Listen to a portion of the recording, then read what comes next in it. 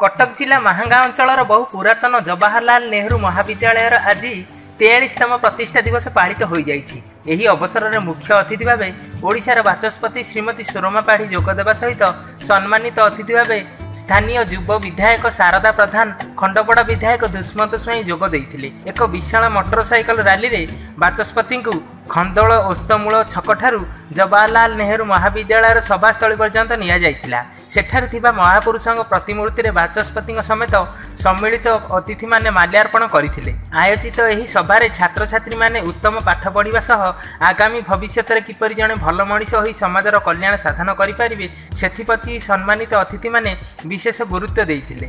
यह सहित आगामी दिन में यह महाविद्यालय उन्नति पई जहाँ अर्थर आवश्यकता रही सरकार पक्षर जोगाई दिया बोली स्थानीय विधायक प्रतिश्रुति देइथिले। जेउ भली यही जेएन कॉलेज सारा विश्व में 1 नंबर कॉलेज परिणत हो पारिबो सेथिप्रति समस्त साहाय्य और सहयोग जोगाई दिया बोली आयोजित सभारे विधायक श्री प्रधान कहवा सहित आगरू यही पुरातन महाविद्यालय जो भली उन्नति होगा कथा से भली होई नाही बोली विधायक क्षोभ प्रकाश करथिले।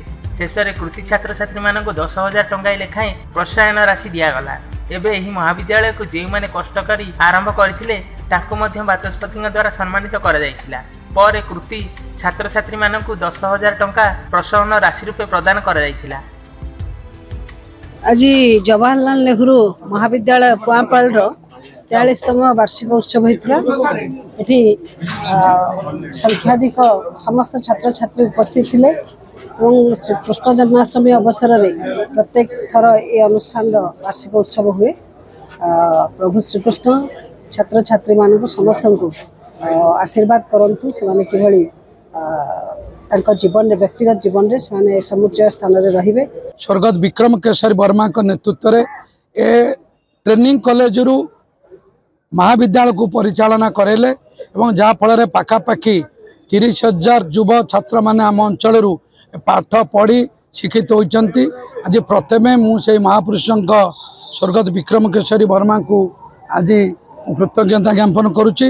अमर आत्मा सद्गति कामना करुच्ची एवं सरकार ए महाविद्यालय को आगामी दिन में केमिति भित्ति भूमिर विकास करने सहायता हे से आज आम अनुष्ठान समस्त युव छात्र एवं समस्त छात्र छात्री अध्यापक अध्यापिका मान प्रतिश्रुति।